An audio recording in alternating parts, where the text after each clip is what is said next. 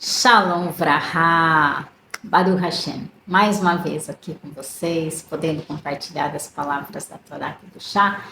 Essa semana, duas parashot, Behar, Berukotai. E eu escolhi o tema da Shemitah para falar com vocês, porque é um tema forte, um tema de muita bitachon, muita emuná em Hashem. E isso é muito importante.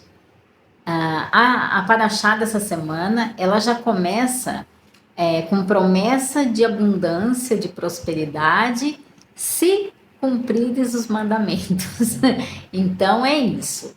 A Kadosh Baruch Hu é o Criador do mundo, ele nos deu leis, nós falamos semana passada, né? Do manual de instrução, e ele nos deu leis, regras para este mundo, e aqueles que obedecerem serão privilegiados. Aqueles que não obedecerem, tá lá na Parashá Berukotai. Mas o assunto é da Parashá Behar. Então vamos lá. Shemitah. A Shemitah, ela começa em Rosh Hashanah. Ela começa em Rosh Hashanah e termina no finalzinho de Rosh Hashanah, do ano seguinte. Shemitah era o ano de descanso da terra, onde o fazendeiro, o agricultor, ele tem que deixar a terra descansando, não é permitido arar, não é permitido semear, não é permitido mexer com a terra, tá? Na verdade, existe uma lei que permite mexer com assim, o mínimo possível para que uma planta que é uma mais sensível, ela não morra, né? Então é permitido sim, mas é uma coisa bem pequena ali, para que ela não sofra danos maiores, né? Mas não é permitido trabalhar na terra, somente para isso, né?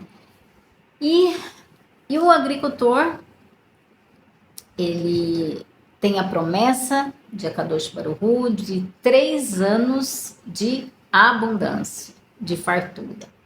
No 6º ano, no 7º e no 8º. Por quê? Porque ele vai parar de trabalhar na terra durante 1 ano. Mas depois ele tem que voltar, ele tem que arar, ele tem que plantar, né? Semear, plantar, tem que esperar crescer. Então aí vai mais um tempo. Então, até que esse tempo leve para a planta crescer e produzir frutos, ele teria abundância. Essa é a promessa de Akadosh Baruch Hu para o agricultor, para aquele que deixa a terra descansando durante 1 ano. Gente, 1 ano. Então, vamos lá. Hashem já deu o Shabat para que nós possamos descansar, para que a gente deixe todas as nossas preocupações, a nossa vida material e confie plenamente que Ele vai nos sustentar. Então, durante 4 dias ao mês, né, mais ou menos, né, tem mês que tem 5 semanas, tem mês que tem 4, a gente mostra essa emuná em Akadosh Baruch Hu, confiando nele, que ele vai prover todas as nossas necessidades. Então, nós encerramos os trabalhos, não fazemos nada para poder nos dedicarmos somente a conectar com o Akadosh Baruch Hu. Então, nós fazemos as nossas rezas, lemos Tehillim, comemos muito bem, estamos com a família, quem vai na sinagoga, outros que ficam em casa. Então, nós temos essa conexão. No ano da Shemitah, também é a mesma coisa. Nós deixamos a terra descansando e nos retiramos. Tem alguns detalhes aí que eu vou estar comentando aqui com vocês. Por exemplo, coisas interessantes são as leis, né? Não podem ser os frutos... Vamos por parte, peraí. Então, o portão da propriedade, ele é aberto. Ele é aberto não, destrancado, né? Então, ele fica aberto para quem quiser entrar, seja uma pessoa pobre, seja alguém que esteja passando ali. Então, essa pessoa, ela pode entrar ali, ela tem acesso livre, até um animal, né? Ele tem acesso livre a estar usufruindo de todos os frutos ali. Só que tem um porém. Os frutos, né, que a pessoa vai colher, tem que ser uma porção diária. Então, se ele for levar para casa dele, ele vai levar a quantidade que a família vai consumir naquele dia, igual o maná. Igualzinho o maná. Ele não pode levar para o dia seguinte. Ou seja, até aquela pessoa que está ali, que vai usufruir daqueles frutos, ele tem que ter confiança em Kadosh Baruch Hu, que no dia seguinte ele vai ter um outro lugar para ir e vai ter o que levar para casa. Então ele também tem que ter essa confiança, essa emuná em Hashem. Então ele pode ir lá colher, até mesmo o proprietário, ele pode ir lá colher. Porque às vezes quando ele saiu, o fruto não estava maduro, né? E em um ano, né, durante aqueles meses que se passaram, o fruto amadureceu e ele tem o direito, ele pode ir lá também e colher desses frutos. Só que ele tem que colher também uma porção diária. Pode levar para a casa dele, para a família dele, aquela porção diária. Outra coisa, os frutos não poderiam ser vendidos. Então, se alguém entrasse na propriedade e colhesse aqueles frutos, falar, eu vou levar um pouquinho mais porque eu vou vender. Proibido, não pode. Outra coisa, os frutos, eles eram sagrados, são sagrados do ano da Shemitah. Eles não podem, a casca ou a semente, né, o caroço, não pode ser jogada no lixo. Tem que ter um descarte respeitoso, tem que ser, na verdade, tem que ser deixado na terra, apodrecer sozinho. Se a pessoa leva para casa, ela tem que deixar apodrecer na terra ou um descarte respeitoso com aquela casca ou aquela semente, aquele caroço que ficou, né? Então, o proprietário se dedicava, esse um ano que ele fosse ficar afastado do trabalho, ele se dedicava à vida espiritual, né? Ele tem mais tempo para estudar, né? Para ter mais tempo para se conectar com a Kadosh Baruch Hu. Então, ele realmente tinha essa confiança de deixar a terra produzir naturalmente, todos ali podendo usufruir dos produtos que ele plantou e confiando que nada ia faltar para ele, que Hashem ia prover todas as necessidades dele, inclusive as futuras, né, necessidades. E assim tem que ser conosco também, né? Mas antes de falar de nós, da nossa realidade, da nossa vida aqui, né, porque nós estamos falando das leis da Shemitah, que é em Israel. Mas eu quero falar um pouquinho aqui também. Eu vou contar antes uma historinha. Eu gostei de contar a historinha para vocês. Não sei se vocês gostaram, né? Se vocês gostaram, comenta aqui que eu arrumo mais historinha para vocês. Mas eu vou contar uma história de um judeu que ele não é religioso. E ele resolveu aquele ano cumprir a mitzvah da Shemitah. Eu vou contar para vocês aqui a historinha de um judeu que ele não era religioso e ele resolveu cumprir as leis da Shemitah. E aí resolveu, foi lá na comunidade dele, na cooperativa, e foi registrar, né, da entrada da papelada, queria o processo todo, né? E ele foi orientado, né? Olha, se você for cumprir as leis da Shemitah, você também tem que cumprir o Shabat durante esse ano. Aí ele falou, tudo bem, eu vou cumprir então, né? E fez todo o processo lá, papelada, fez o cadastro dele, tudo bem. Foi para casa e tal. Alguns meses depois, ele plantava banana. E alguns meses depois que aconteceu uma geada que destruiu todo o bananal.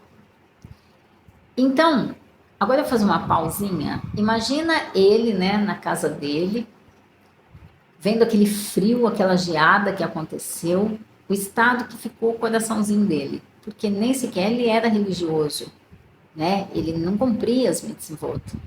Então imagina como ficou. Ele achando que perdeu tudo, que, né? Ele tinha certeza, né? Porque banana não gosta de frio, né? Para quem sabe, conhece um pouquinho dessa área, banana não gosta de frio. Nem o frio gosta da banana. Então, acabou com tudo. Bom, claro, né? No dia seguinte, o telefone toca, os vizinhos dele, né, da fazenda lá, falando: olha, a geada acabou com todo o bananal, tal. Ele falou: deixa eu ir lá para ver o prejuízo, né? Aí ele foi, encontrou os vizinhos, cada qual foi lá na sua, tudo destruído, as bananas, a casca, né, fica marrom e a banana dura e as folhas todas secas, né? Enfim, tudo destruído, acabou com tudo. Aí ele foi na dele, foi com os rabinos, né, para ver. E quando chegou lá, ele realmente viu as folhagens todas secas, né? E ele já estava calculando o prejuízo dele, né? Só que pela surpresa, quando ele chega perto e vê os cachos de banana, todos amarelinhos e verdinhos, todos lindos, as bananas intactas, ele saiu gritando, é milagre, né? Milagre, milagre, milagre, milagre. Um escudo protegeu as minhas bananas. A bananeira pegou a geada, mas a banana não. Nenhum cacho da plantação dele foi afetado. Então, a Shem fez isso, né?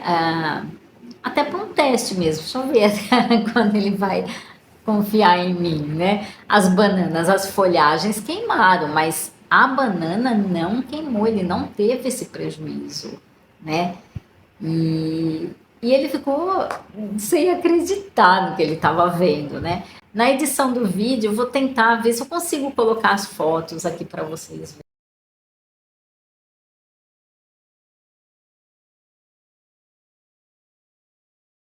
E então, por que que eu quero contar?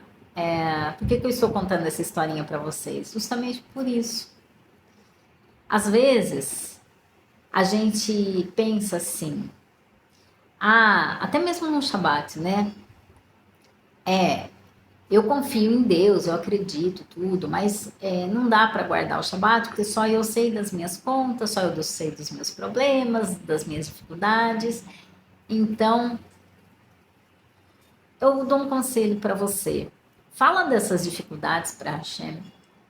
Sei que ele sabe tudo, mas ele quer uma comunicação direta, ele quer conversar com a gente. Ou seja, ele quer que você fale com ele, né? E isso é tão importante, gente. A gente colocar os nossos medos, a gente colocar diante dele as inseguranças. Eu realmente tenho medo, eu confio, eu sei, mas eu tenho um pouquinho de medo. Sabe, ser sincera, abrir o coração. O milagre acontece. É simples. Hashem não deixa a gente na mão. Mesmo que seja no último minuto do segundo tempo da prorrogação, ele vai fazer porque ele quer fazer um teste conosco. Ele quer ver até onde vai a nossa fé, né? Até onde vai a nossa emuná. Poxa, vida, olha só, no Mar Vermelho, alguns tiveram vontade de voltar para o Egito, né? Alguns ali diante do mar tiveram vontade de voltar para o Egito. Outros falaram: eu vou entrar no mar, eu vou confiar em Akadosh Baruch Hu, eu vou confiar nele. Vou esperar até o último minuto do segundo tempo da prorrogação. Eu vou esperar. Você vai ver. Quem espera consegue ver. Quem tem essa confiança consegue ver. Esse é o conselho que eu dou para você nesse dia, falando desse tema da Shemitah, que é um tema de milagres, de promessa de abundância. Então, não tenha medo. Confia em Hashem, confia. Coloca toda a sua confiança, sua imuná, sua bitachon, pede para ele fortalecer isso todos os dias. E quanto mais a gente ouve histórias de milagres, mais a gente confia. A gente mesmo que confia assim com um pezinho atrás, né? Mas a gente se sente mais motivado para confiar. Então, essa mensagem que eu deixo para você hoje, tá bom?